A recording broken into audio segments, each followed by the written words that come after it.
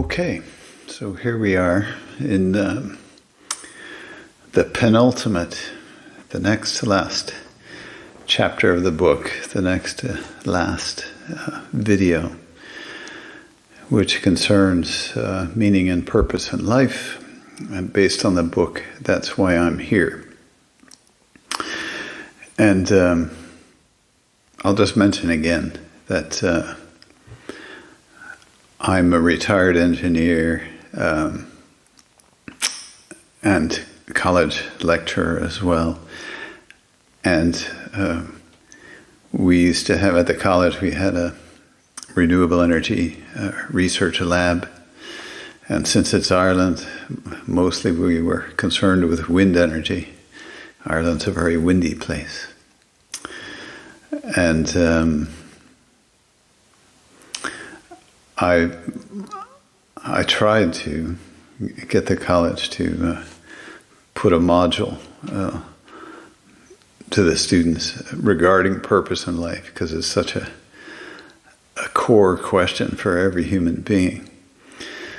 But that didn't work out. But anyway, I did a lot of thinking about it and came up with these ideas that are in the book.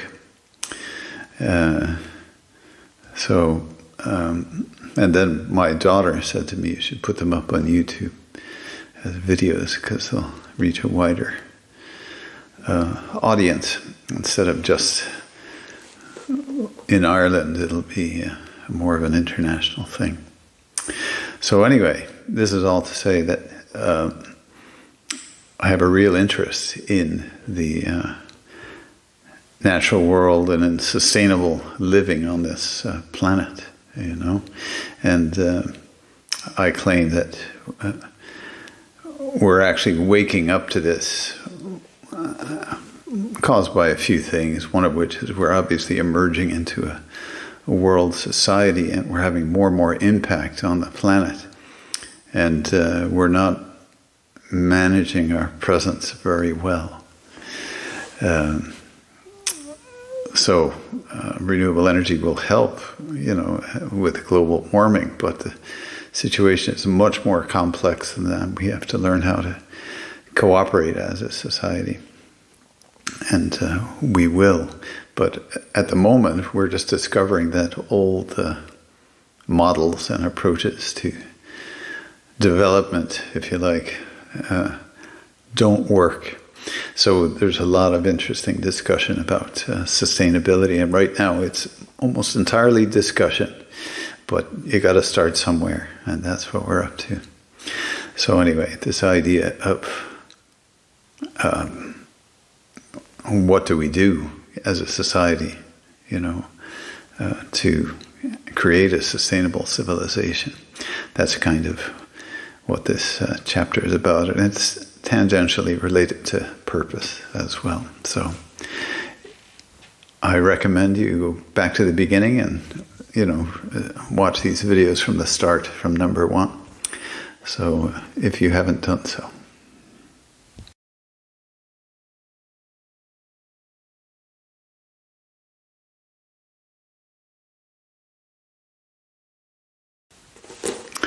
So this is the overview of the book.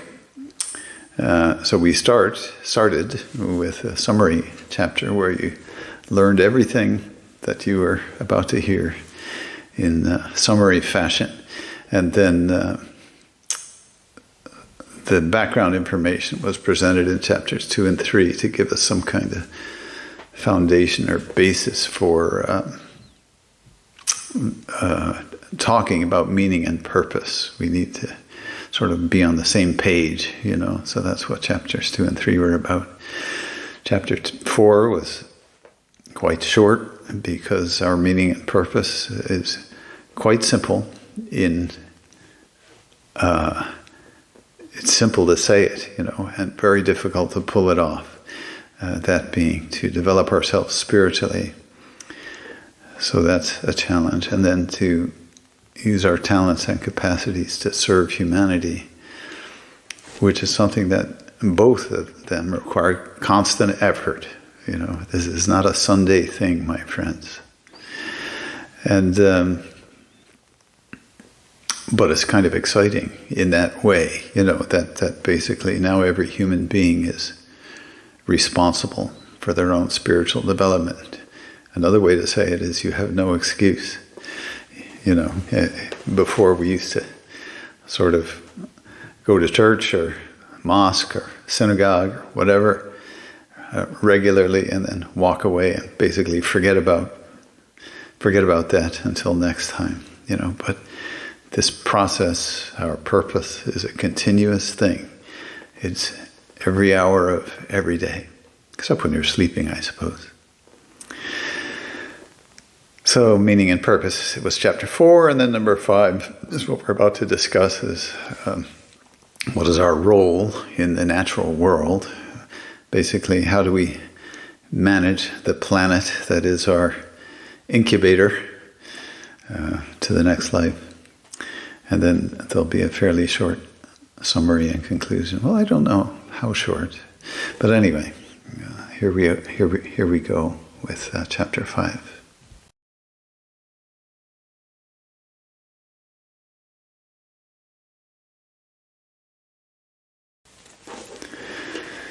So I think I introduced this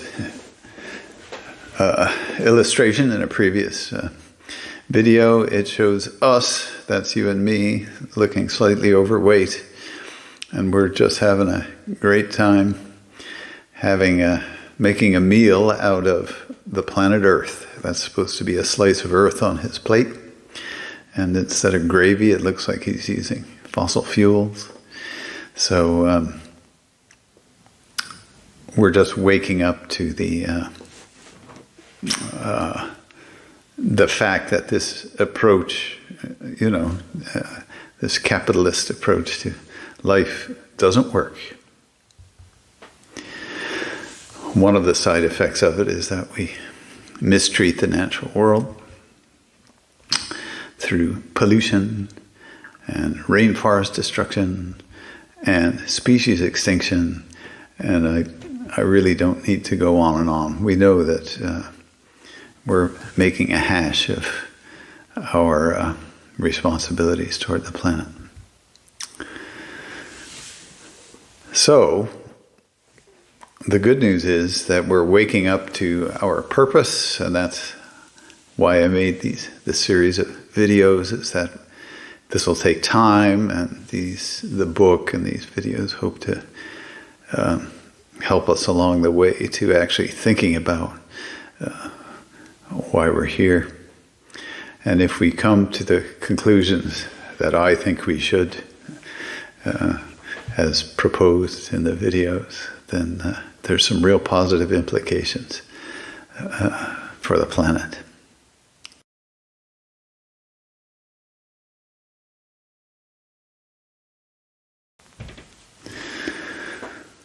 So we're spoiling the womb from which we are born into the next life. Well, that can't be good. Ideally, it should be in wonderful shape to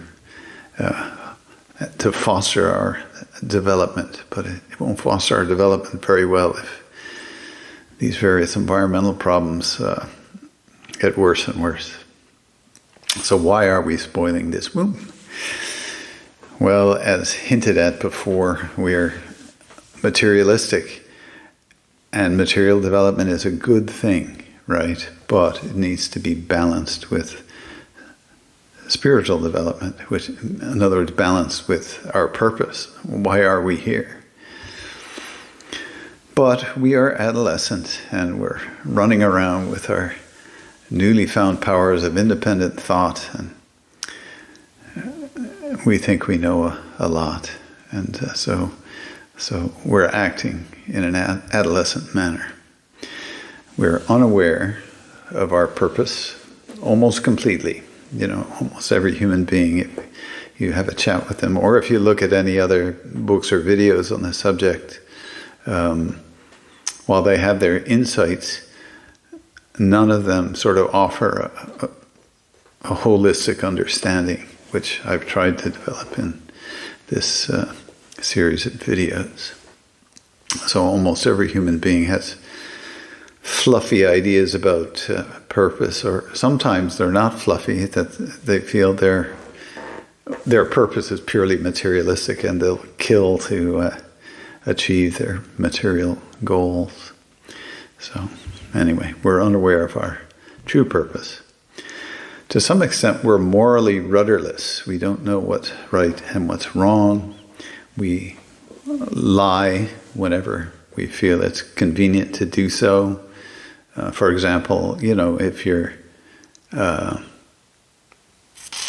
you've committed a crime, for example, to use a simple one, so you've been speeding in your car, you get pulled over, you decide you could fight this in court. So you go to court and you fight it, and maybe you'll win, and you'll be really happy about it, Well, morally, that's incorrect, and actually, you'll be questioned about that when you get to the next life. You think, if you can get away with something, you should. Nope, that's not the case, even though it's a common belief.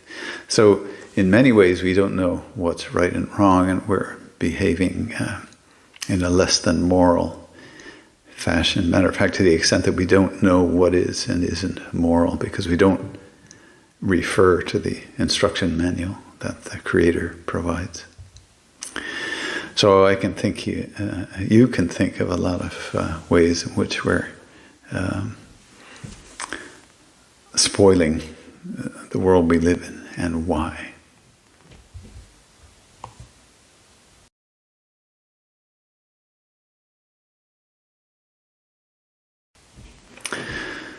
So, what is our role in the natural world? Well, so far we haven't been very responsible. So here we have a graph of CO2 concentration in the atmosphere.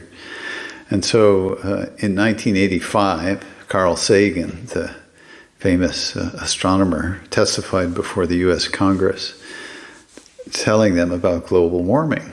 And generally was received well, So the evidence was there in 1985. Well, let's look at how we've done, and Sagan talked about, sort of excessive emissions of CO2 into the atmosphere. And so it was certainly known in the US Congress that spewing greenhouse gases into the atmosphere was a bad thing in 1985. And this graph shows that not only have we not proceeded to limit our greenhouse gas emissions, which would be the rational thing to do, they've actually been accelerating. The graph is getting a bit steeper and a bit steeper. So, I don't know. We seem not to be able to do anything about it. In general, we seem unable to act in a sustainable manner. And so why is that? Well, at a sort of fundamental level, the materialistic society we live in views nature as an asset to be exploited. So I always wondered when I was a kid, and I was learning geography, and I was learning about Peru, and they would tell me about zinc mines in Peru. And I would think, I don't care about zinc mines in Peru. I want to learn about Peru, And but that's the lens through which a materialistic society sees the rest of the world, as we look at the natural resources they have, whether they're mineral or maybe it's lumber or whatever it is. It's all something that's turned into dollars, So our materialistic society views nature as an asset to be exploited, something we can make money from, And there is no value assigned to nature in economics. Some, academic proposals have been made for doing so, and we will certainly do that in the future. But so there's no value given to the natural world, as I've said in previous videos.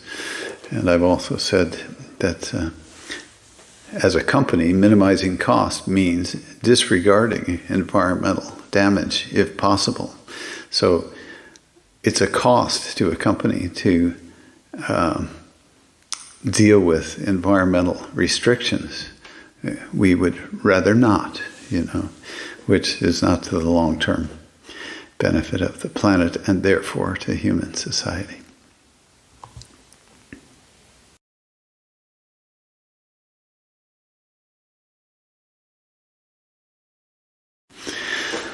So what is nature? So I found a definition in the dictionary, as you do, and I like this one. The forces or processes of the physical world, generally personified as a female being. And I thought, okay, yeah, so it's called Mother Nature or Mother Earth, and that's fine. But then I thought, wait a minute, that's a really good name, because we're born into the next life from this planet. So Mother Earth, the earth is our mother. We are born, we develop in this planet, then we're born from it into the next life. And I'm sure that's where the name came from, which is, a name from native cultures. And then Mother Nature, the same thinking applies. I was just thinking of there used to be a commercial years ago where somehow somebody was trying to fool Mother Nature, and this actor playing Mother Nature, her tagline was something like, "You can't fool Mother Nature." And that is certainly the case right now. We're doing what we do and damaging the planet, damaging nature. But there's no escape, to the consequences. It's something that won't just go away. So, appropriate to personify nature as being a female being because we're born from this world. Here's another thought about nature. Some people think that God is everything, that God can be found in nature. And to some extent, that's true because we see the attributes of God, the awe-inspiring facets of nature, gets you thinking about a creator, and that's great. But nature, let's say the creator is distinct from God.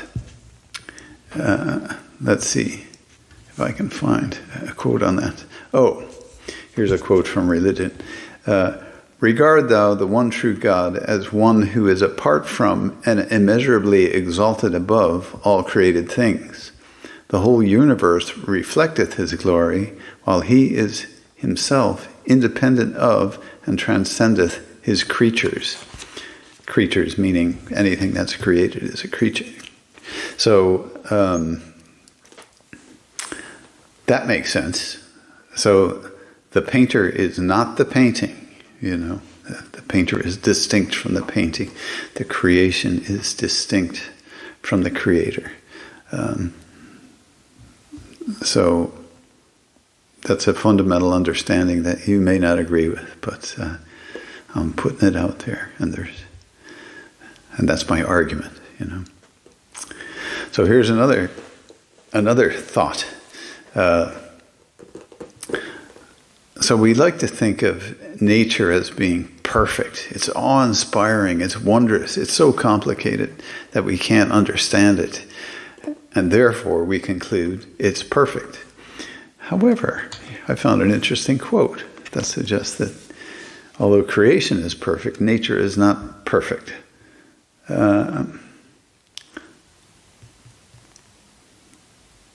So here we go.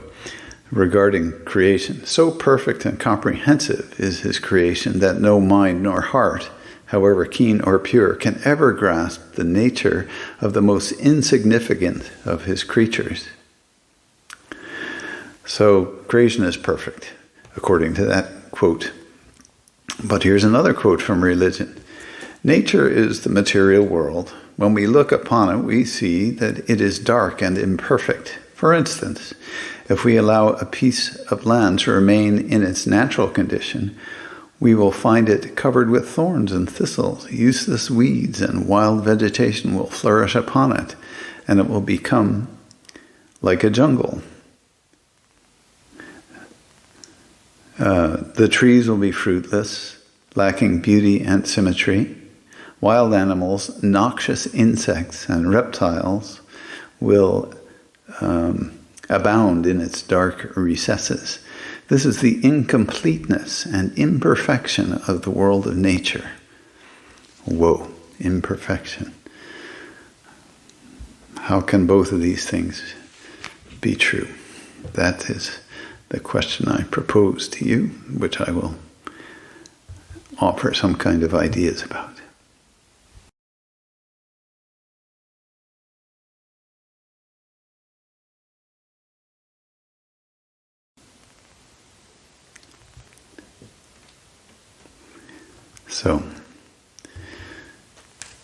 So I propose that there's actually more to creation than nature.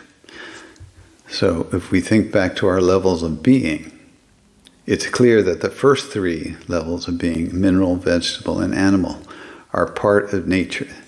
They have to act according to the laws of nature. However, there is a fourth level, and it's us, and we're not hardwired to the laws of nature. So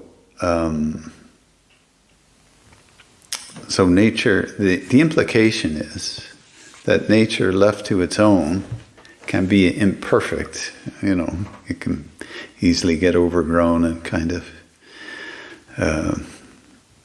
scruffy. It's the only word that comes to mind. But yeah.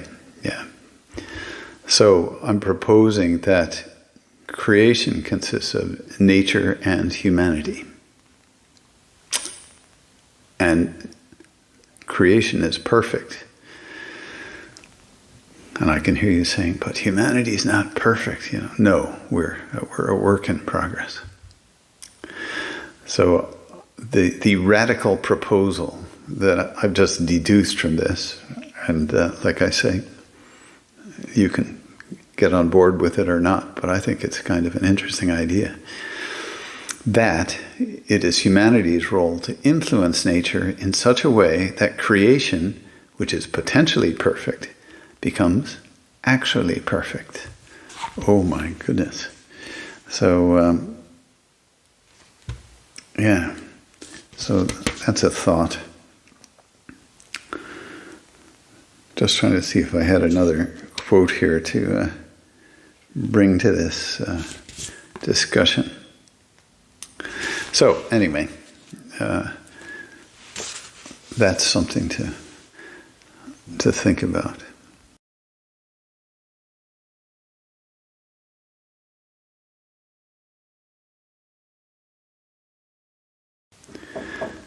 So I propose that we, the human race, are intended to influence nature and not simply fit into the forces of nature, which I have this discussion with my environmentally minded friends, and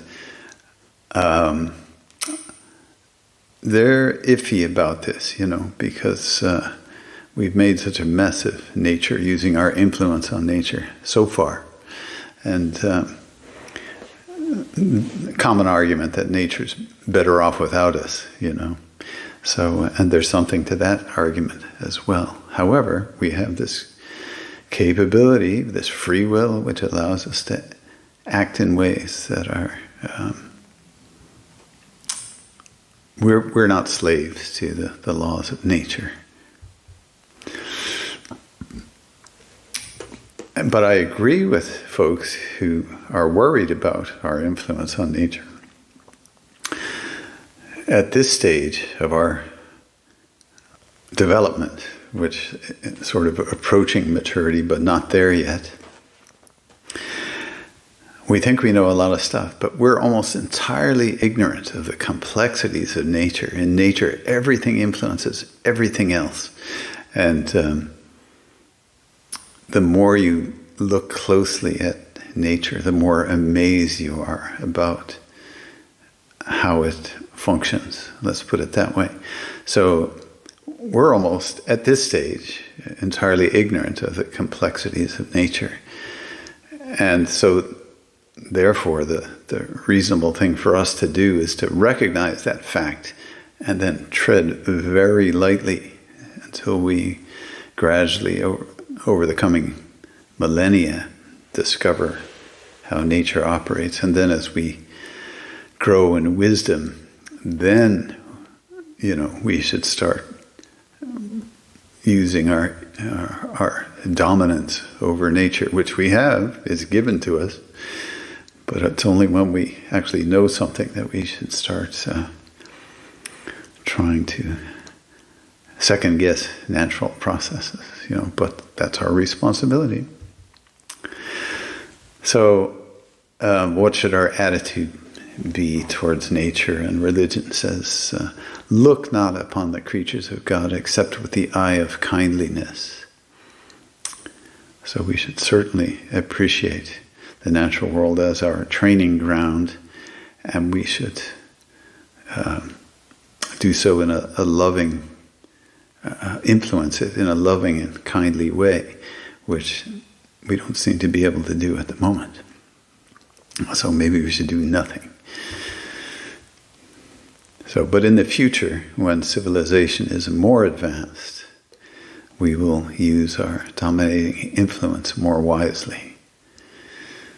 So I have a foot in both camps that we should leave nature alone now, but in due course we will, if you just think of the beauty of formal gardens, it's just so wonderful to walk around in them, and it's uplifting to our spirit, if you like, to do that. And then we think about, for example, the Sahara Desert, which it's not a very useful place, and so when we have the wisdom to do so, we should certainly be looking at some form of reclamation of the Sahara, So there's a lot of things we could do out there, but maybe we should hold off until we're smarter about it.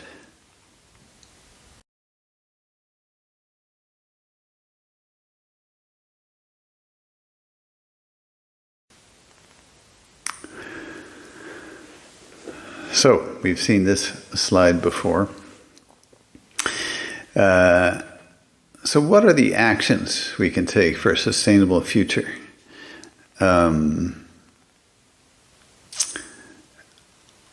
There's a lot of things we can do and should be working on.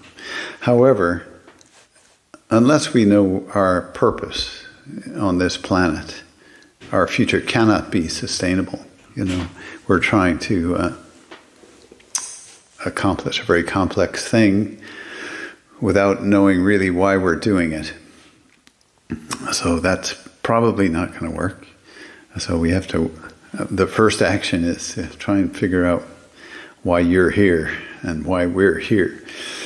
So that's important. Another important thing is to learn how to function in unity. Right now we somehow think that competition is the way of life, but it's not. In fact, cooperation is the way we are intended to operate. And I gave the power station analogy in an earlier video, that all the bits need to cooperate. If they don't cooperate, it's like if they don't cooperate, you don't get electricity. Another one is an orchestra. The instruments are all different, But as long as they cooperate, then you get beautiful music. And without cooperation, you can forget about it. It'll sound like the orchestra sounds when it's tuning up, you know. So how do we accomplish our unity, you know, as a human race? Well, that's where we're heading. And it's indispensable. And that's the way our Creator wants us to be. So anyway, there are actions in the spiritual direction, you know, creating a society that's balanced materially and spiritually. But there are practical actions to be worked on at the same time. Because as this cute little cartoon suggests, it's becoming more and more clear to us lemmings that we're running to the cliff, you know, and it's time to rethink our way of doing things on this earth. So world-level crises have arisen. Our response has been inadequate. And part of the problem is a lack of suitable world-level institutions. And international institutions are not optional, though the way forward is not obvious, you know. So one of the obvious barriers we have here is that certainly with democracy, the will of the people is we're focused locally, you know. And so if we are asked to sacrifice for the good of the nation, never mind the good of the world, we'll say to our local politicians, maybe we shouldn't be thinking about that. We should be thinking about our own problems, you know. And so the politicians put forward that parochial kind of perspective in order to get elected, you know. So I just would have to laugh to think about suggesting to China that they, or the US, you know, that they need to subordinate their national goals to the needs of a planet, you know. There would be a lot of mistrust and, you know, suspicion, and the whole idea that we're actually competing against each other is still the common perspective. And so it's very difficult to see the way forward.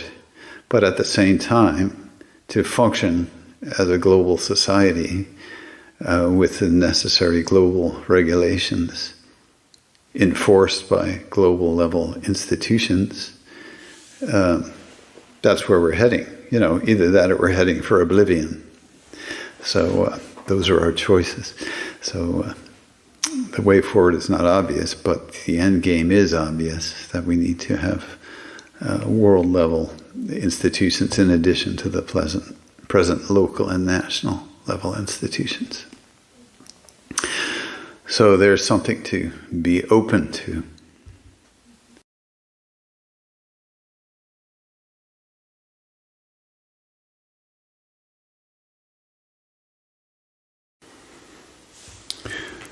So there was an excellent report done by the Commission for Sustainability and Development, I think was the name of it.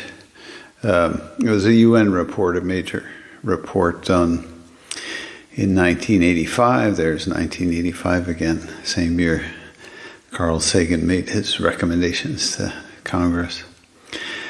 And this commission was headed by the Prime Minister of Norway, I think it was Norway, and her name was Gro Brundtland. And therefore this is referred to quite often as the Brundtland Report. And so we talk about actions for a sustainable future. Well, this is, that report was put into a book called Our Common Future. And so it's full of recommendations for a sustainable society, but also sort of recognizes where we are at the moment. So I have a couple of quotations from that book. The first is kind of an observation by them, which goes like this. Developing countries must operate in a world in which the resources gap between most developing and industrial nations is widening, in which the industrial world dominates in the rulemaking of some key international bodies, and in which the industrial world has already used much of the planet's ecological capital. This inequality is the planet's main environmental problem. So the claim is, obviously, that the huge disparity between the rich and the poor is responsible to some degree for our environmental degradation. People are forced to degrade their environments. An example would be the Amazon rainforest destruction. Folks are so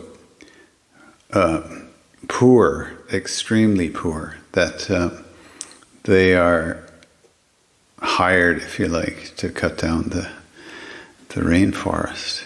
And in order to feed their families, they do this thing. That's not the sole problem with rainforest destruction, but it's a major contributor. So all of our problems are interconnected, which makes them quite difficult to address. So anyway, a general conclusion that the report makes is this. The next few decades are crucial. They've already passed. The report was 1985. The time has come to break out of past patterns. Attempts to maintain social and ecological stability through old approaches to development and environmental protection will increase instability. Security must be sought through change. The Commission has noted a number of actions that must be taken to reduce risks to survival and to put future development on paths that are sustainable. So I recommend taking a look at that report. So they've come up with some ideas. Well, since 1985, we have more or less been doing none of this. We are still our happy lemming selves. Well, maybe not so happy. So actually, I participated in a study in Ireland. The subject was sustainability. And the question was, how could Ireland move to a sustainable path? And in particularly, we're looking at economic stability. But it doesn't matter to this story, because we decided that to make the report less heavy, it was quite a weighty report, and scary conclusions were come to, that we would lighten it up a bit by putting an image on the cover that was lighthearted but serious.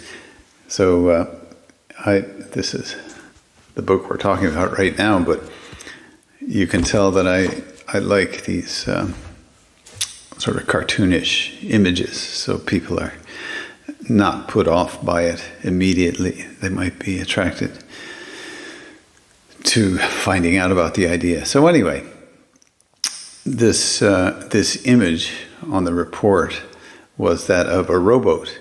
It was a large rowboat, and there were, 10 people in it. There was no engine on it, and they were floating downstream. And further downstream, we could see a mist rising from a large waterfall. So that's where the boat was heading. And so the reaction to that by people on the boat varied, kind of like the lemmings, So there were the folks, the leaders of the expedition were at the front of the boat, and they were pointing downstream like, carry on, stay the course, things are going to be okay, which obviously they're not. Disaster is imminent. But these leaders that's what they were recommending. Meanwhile, other people in the boat are kind of pointing back upstream, or the smart ones are actually pointing to the shore, to the banks of the river. So that's it, And the one course of action, which we showed in the report, that was guaranteed to not work, to result in disaster, was the business as usual approach. If we carried on the way we were, then we knew for a fact that things are going to get bad. So we have to come up with plan B. And so I thought that was kind of based on this statement from Our Common Future, which is that security must be sought through change, because lack of change results in disaster, really. So there, that report had some actions for a sustainable future, none of which are easy to carry out, and they really haven't been carried out, even though it was such a weighty report. We seem unable to change course. The leaders of society are at the front of the boat, pointing us straight down to the waterfall. So another interesting action we have to come up with, which is even harder than the actions in the Brundtland report, is contained in this quote from Religion, which happens to be, this one happens to be from the Baha'i religion, the Baha'i faith. And it points out the essential need to cooperate.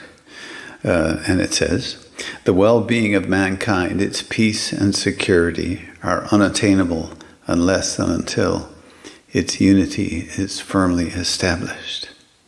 So that's interesting. That actually, unless we make a transition to a cooperative society as opposed to a competitive society, then actually we can't achieve peace and security. Something to think about,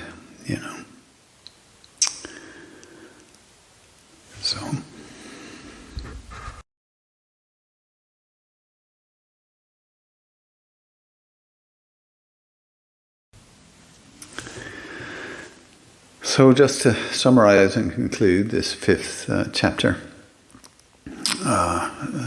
state some fairly obvious things. We're presently mistreating nature. We are unable to act sustainably, but we're talking about it, which we didn't talk about it, sort of a few decades ago. So that's a start, talking about sustainability. And when you drill down into why this might be, and why do we mistreat nature, why do we act unsustainably, it's because fundamentally we don't know why we're here as human beings in this life. Generally, individually and collectively, this is the case. So just think of the boxer in that image. We're kind of scratching our head in the ring, saying, "Why the heck? What am I doing here?" And meanwhile, we're about to suffer. Well, we have been suffering because of that ignorance. It is our role. This chapter was about nature. So it is our role to influence nature in such a way that creation, which is potentially perfect, becomes actually perfect. And that statement comes with caveats, which I will have on the next slide.